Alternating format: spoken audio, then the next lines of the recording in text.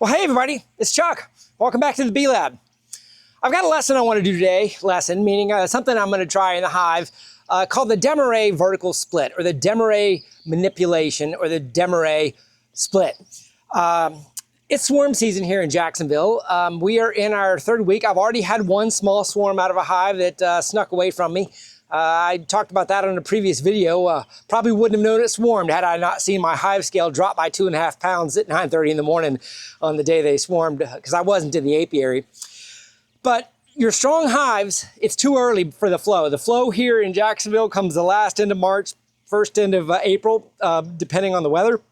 Excuse me. And we got a lot of time. We got the whole month of March, basically, that they're building up with a trickle flow of nectar coming in and a lot of pollen from a lot of different flowers. The blackberries blooming, the red buds are blooming, the clover's here. All the signs of spring are here for our bees in Jacksonville, Florida, Zone 9B. So this year I'm going to do the Demaree split, which keeps the hives together versus taking away the resources. So I'm going to walk you through the manipulation, and then I'm going to throw a clip in after this where I actually do it on one of my hives. And talk about some of the pros and the cons and the benefits of doing this. The overall major benefit of this is honey production. You don't lose the workforce that is growing. You keep it with the hive, but at the expense of going vertical. Expense meaning like heavy lifting, lots of boxes, perhaps that are high up in the air, and your honey supers go in the middle. Effectively what you're doing is removing the queen and from all of her brood nest and separating the brood nest to give the sensation that the hive is essentially swarmed. You're giving the queen and the workers around her the sensation that all the bees are gone and she has plenty of room to lay, and they will just keep on going. So let's go ahead and take this double deep as an example. This could be done with a single deep, but double deep for the example of just a strong hive, because you could take a single and set another double on it and give them more space. But let's say you've already got a double and they filled it up or are about to fill it up, or they're at that time where swarming is going to happen.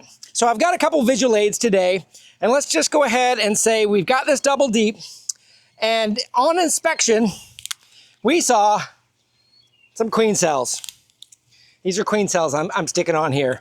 And these queen cells are hanging off the bottom, so they're definitely queen cells. And the entire brood nest is just packed. In other words, this is representing a double deep with a full brood nest and just stores on the edge with no more room to lay. Maybe even more honey bound. You could have more honey, but just no room for the queen to lay. If you see queen cells, you've got to do this right away. If you don't see queen cells, but you know it's time, preemptively go ahead and doing the Demaree will prevent them from swarming. And just for an example, we're going to say, the queen is here in the brood nest. Doesn't really matter, up or bottom, she has free reign of the entire brood nest. So we decided we're going to do the Demaree split. How do we do that? So essentially, we're going to take away the first box or the second box. We have to go through the hive, and we have to find the queen. So the queen's in the bottom in this example. We're going to take off the bottom after looking for the queen, and we're going to go through, and we are going to find our queen. We've got our queen. You need to put the queen in a cage, or you need to set her aside, because she is no longer going to go in this box with all of this brood. So now you've got your queen, and she's in a cage, separate. And you go ahead and take this off of the bottom board. Your entire brood nest has been removed. And now you're going to go get another box. And this box is going to go directly on the bottom board. And this box has nothing but foundation or drawn comb if you've got it. Drawn comb, drawn comb, drawn comb. If you don't have it, throw in foundation. With one exception, and you see it marked here on the box. One frame of capped brood, or the most capped brood you have. Open brood isn't going to ruin anything, but generally what you're trying to do is give a workforce of bees that is going to hatch out and continue to support this queen. So one frame of drawn brood right in the center. And then fill out this box with 10 frames. So she has a lot of comb to be drawn, or a lot of space to be laying in immediately if you have drawn comb available. Otherwise, the workforce will have to start drawing comb. But either way, with one frame of bees, she's going to be happy down there on that one frame, and she'll just lay on that one frame while all this gets drawn out. This takes away the sensation of overcrowding immediately. So now you're gonna take your queen and you're gonna put her in here, and now the queen is in the bottom box on one frame of brood. You've got her there. Now, after you get the queen in there, you're gonna keep her there with a queen excluder, okay? The queen excluder is gonna keep the queen into the bottom box so she can't go anywhere. And this is essentially, she has about 3 to 4 weeks to build out a bottom box before this gets overcrowded. This is a risk with this method. It's not a set it and forget it. This is buying you time until the flow gets here. And if you do it this early here in February, you know, my 4 weeks is right at the beginning of the flow. So I'm probably still gonna have to decongest this hive one more time here in about a month. But I'm buying myself time. Queen is down here and we've got it. Now is when you gotta put a honey super on. This honey super is going right above the queen excluder, and it's gonna give the sensation of space. If the nectar flow starts, they have room to store it. And if you keep this Demaree configured all the way through the honey flow, the supers go above this queen excluder just like you might normally do. And in this honey super, you can see I've basically got drawn comb if you've got it, foundation if you don't. But in any case, this is above it and is giving space for the bees. Now you can put on either 1 or 2 honey supers, kind of based on the time of year to get it started. Here before the flow, 1 honey super is probably enough because they're not really storing honey. But if you're doing this as the flow is coming on, you've got to give this army some place to put all this honey. So you might want to go 2 supers. But you might also sense this is getting taller. This is an optional piece for me, but I am doing this method. The second queen excluder is an option. And mostly because of some things I'm going to talk about in a minute. So essentially we've got another queen excluder going on, and it's in between the honey super and what is going to be on top here, which is the brood nest we're putting on top. So now you can see this is effectively the open space that has reduced the pressure. Now, we're going to take our brood nest and put it on top of this queen excluder, and we're going to cut out any of these queen cells that were created, cutting them out. Save that royal jelly for grafting if you're cutting out queen cells. If you wanted to do a small split, taking these queen cells and put them in splits, you could do that too. This is a sensation, or this is the demonstration of keeping everything together if you can, not doing any splits. But this frame with these queen cells on it could also be taken out and put in a small little 1 or 2 frame nuke to grow some splits. And then the second brood box, because this is all your brood. Taking the queen cells out, because the queen cells, we do not want them to raise a queen.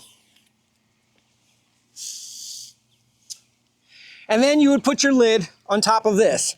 Now you see, this is a big hive. We've got an entire 10 frame brood nest above a 10 frame deep with a honey super on it. The lid goes right on top of here. Now, some of you may be thinking there's probably drones up in there, and there's probably some other bees that might be trapped that couldn't go through the queen excluder. And that is a fact. So you need to either consider, I'm not worried about the drones getting out, or you could even put on an upper entrance like this, and the upper entrance could even go here in the middle. And now you put the lid on top, and the drones can get out, and or this is a free-flying upper super, and the queen is still down here. I like this upper entrance method because it also offers another opportunity. I could use this second half to raise another queen. And the reason you can raise another queen is more than likely, and I'm not going to say in every case, when you separate the queen from this brood nest with 2 queen excluders and or 1 queen excluder and a honey super, the top of this is going to have the sensation of being queenless. And because there's brood up in here, much of which could be open brood, they're going to start making queen cells up here. So you do have one chore you have to do in about 4 or 5 days, definitely before 7 days. You got to come in here after you do the Demaree and go through these top 2 boxes, and you have to cut out any queen cells that they possibly made in here that are now emergency queen cells. These are emergency cells, not swarm cells. So these are going to be up higher in the brood, not necessarily hanging down on the tops or the bottoms. So the emergency cells are in there. You've got to get in there and cut them out, because if you let this upper brood chamber grow swarm cells or emergency cells, they could still swarm through this entrance down here. And if you've got an entrance, they could swarm out of here, and then you're back down to one hive. So after 7 days, because there's no one up here laying, if you cut out these queen cells, they are now hopelessly queenless in the top section. They cannot make a queen anymore. And they are essentially going to hatch out, use this upper and lower entrance, and become part of this hive. But the queen is down here and should not swarm. I say should because nature's messy, as we all know, and everything doesn't always happen the way we think. Now, a couple things to think about. The second queen excluder, you might argue, why do you need that there? Well, because this is just brood, you're right. You might not, you can have them come down here, and they only need, the only reason is to keep this queen from getting up here with this brood nest with the sensation of swarming. But if you miss one of these queen cells, and it does hatch, or you don't get back to it, this queen could come down here and lay in this honey super, and or create a sensation of swarming by getting down and with now that's not the right way to say it, but there could be a queen that could get down here and lay eggs in your honey super if you don't catch it. The other thing that I think is a method that I might also try is, if you've got extra queen cells, you can go ahead and put a queen cell up in here and use this to raise a second queen. Not necessarily start another hive, but you could use it as a mating nucleus. Let that queen cell that you put in there that hatch out, not the ones that they built, let it hatch out, let it get mated, then you could take that out, and then this is still queenless up here. Obviously, you're going to have to watch for queen cells and eggs up here to make more cells. So that's why this second excluder is a good option, is to keep a queen from going down that might hatch up here. The other thing that I want to talk about that I'm probably going to make a separate video on is queen banking. Queen banking is what you do with cells that are going to hatch into virgins and or mated queens that you don't have a hive for, or you haven't sold them if you're selling queens yet. You need a place to keep them where they're going to get cared for. You can use an incubator to hatch, but if you use an incubator, you've got to feed and water your queens just about every day.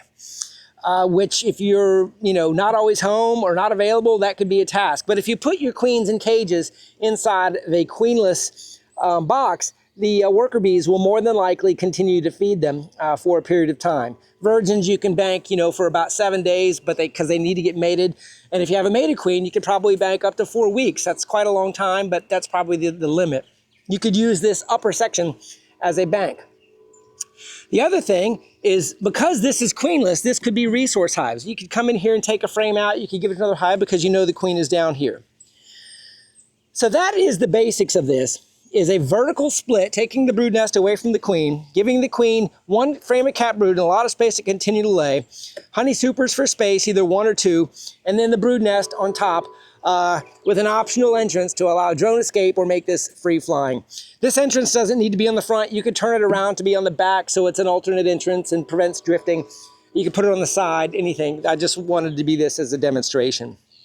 So hopefully this Demaree description made sense. And if you got any questions, let me know down below. This is a little bit of I'll say an intermediate type of a task. It might not be for beginners, only because you might not have all of the equipment, but anybody can do this, especially if you understand what you're trying to do and the impulse you're giving the bees and why it works. Now, you say, well, when can you take the Demaree apart? You can take this apart when you believe the sensation of swarming is gone.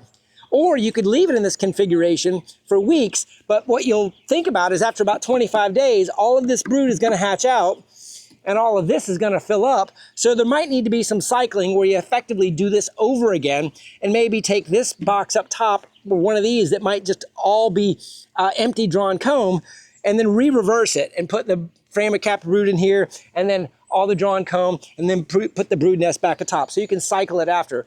But you got to think about the hatch out up here, the timing of that could happen, take about 25 days. So that's kind of that month time frame to fill up a box and for all this to hatch out. So I'll keep you guys posted on how my Demaree splits go, but let's go into the apiary and let's do a Demaree split. And let me show you how this works, and you can see it in action. Stick with me. Okay, I'm back. So the only equipment you need to do a Demaree split is an extra deep because effectively you're going to take the hive you've got and put the queen in the bottom with one frame of brood. So I need to go ahead and, I've already got the top off. I've already got the queen isolated. She's over here and they're taking care of her. I'm going to take this bottom box off now and move it to the side. One of the things about these, you need honey supers, but I'm assuming as a beekeeper, you've got honey supers. This is also, because there's not really a honey flow on, this is probably the time to have them draw out some honey supers, right? You don't really need them to be storing honey. So if one of your boxes has got, wax foundation, this is the time to do that, right? Get it ready for the honey flow if they're going to draw it out. But either way, you're giving them the space. So this is a brand new box with frames. I've already got them waxed up. If you've got drawn comb, that is a good thing to put in here too. So she has got room to lay. And I do have some drawn comb. So I'm going to put a few frames in here like this. Like, see, this is drawn comb that needs to be cleaned up by them. I'm going to take out some of the super nasty stuff and let them draw that back out. Let me see what else I got I can give them. Here's one they've started to draw, right, that I took out of another hive.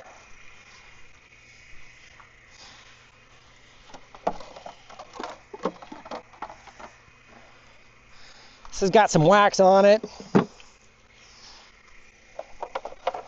These frames are not as important right now as the ones we're going to do in a minute that you have to get right.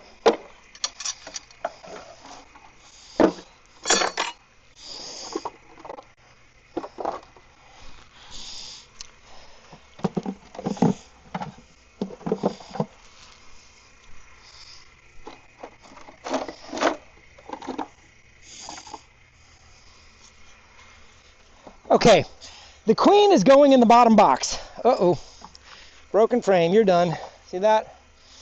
End of life.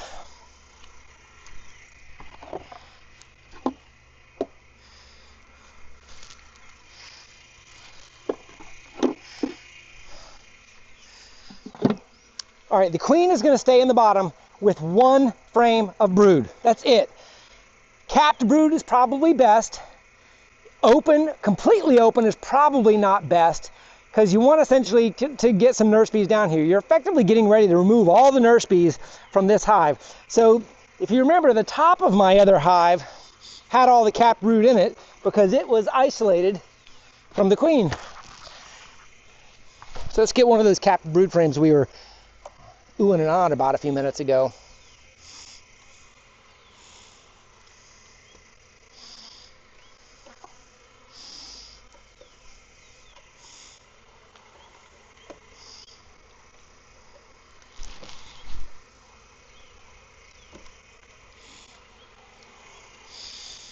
All right, capped brood,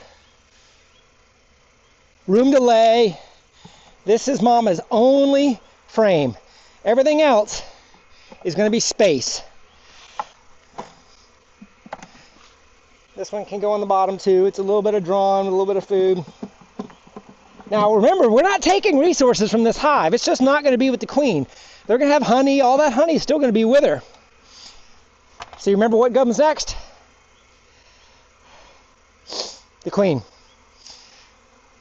They're sitting here taking care of her. I put my eyes on her. There she is. Uh-oh, broke my rubber band. There's Mama.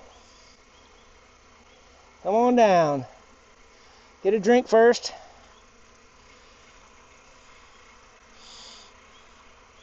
All right, come on down. Come on down. Come on down. There she goes. She's down. All right, what comes next? We'll use the same one, the queen excluder.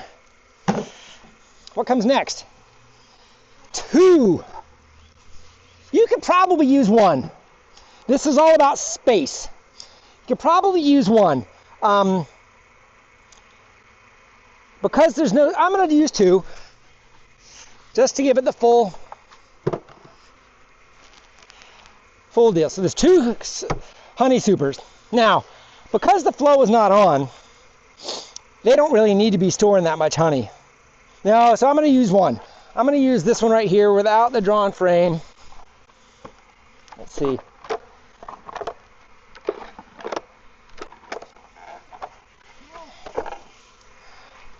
Yeah, this is the one they need to start drawing out. So I'm going to do 1 frame today because there is no honey flow on. This is not about storing honey. And if I only do 1 frame, I'm isolating the queen a little bit less from the brood, which means they might not feel queenless. Now, what's next? All of our brood. It goes on the top, both open and closed.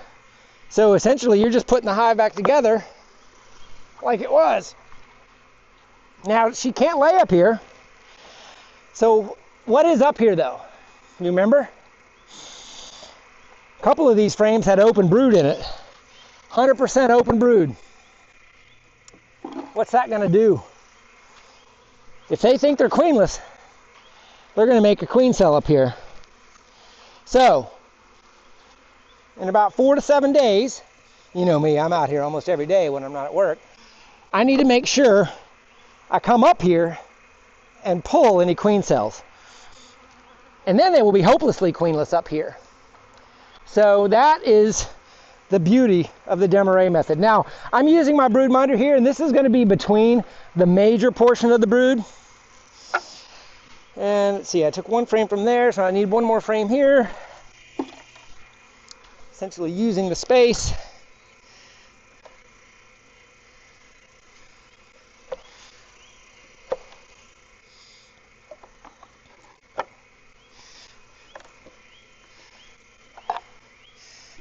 This has got a lot of food in it. I'm getting ready to cut you off, so I'm going to stack this up here and bring it around. Oh gosh, look at that. This is why those lower hive scales were supposed to be helpful. This is why I built them also. You can still see me. Uh-oh. Guess what I forgot? Forgot to put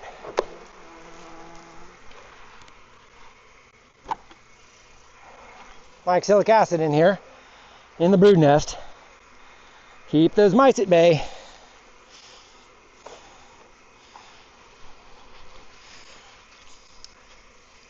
My beetle traps. Beetles are at bay. My beetle technique is working. I'm not ready to tell you about it yet. I'm asking the state if I'm allowed to tell you.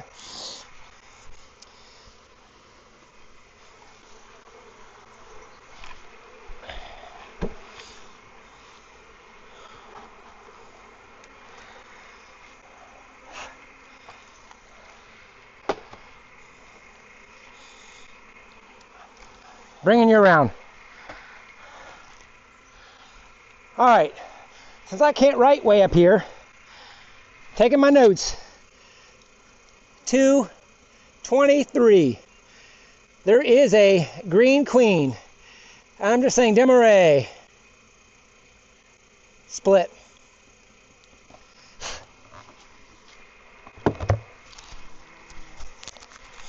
All right, what have we done? We've done a vertical split. I'm also checking my queen excluders, making sure I am. We did a vertical split. The queen is down here and is going to sense with her workers that come back that they have swarmed. All that space, 1 frame of brood. They got 10 frames in there. Some of it needs drawn out. A queen excluder to keep her from getting up into this space, but the workers can now come up and down. They can take the honey, they can bring it down, they can move it around.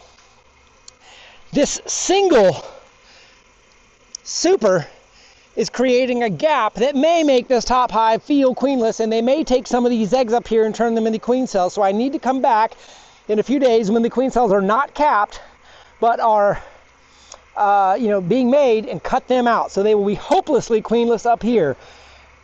This eventually would turn into honey supers if I don't re-manipulate it when the honey flow is on. This is what I'm going to try as a pre-honey flow split to maintain the size of this hive.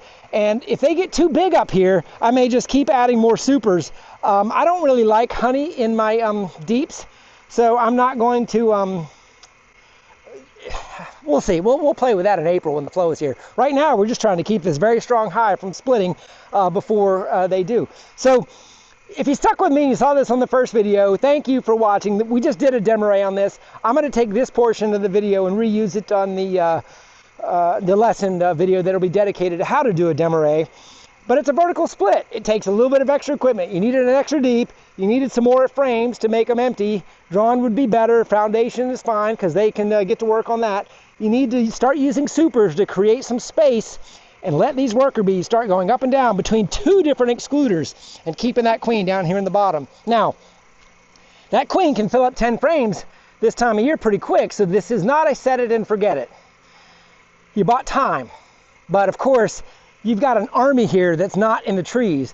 And from what I have read, this is a very reliable way of keeping a hive from swarming, but I guess time will tell. I do want to give a shout out to my stands I put on the bottom. This type of vertical height with all this height weight, I would not have done on my 4x4 cinder block stand. So anyway, I think that was a good move. Anyway, I hope you enjoyed this video. I hope it wasn't too much content for you in one sitting. Let me know if you stuck all the way to the end, if you're still here. Put a comment below and say, I made it to the end, Chuck. Anyway, happy beekeeping, and we'll see you soon.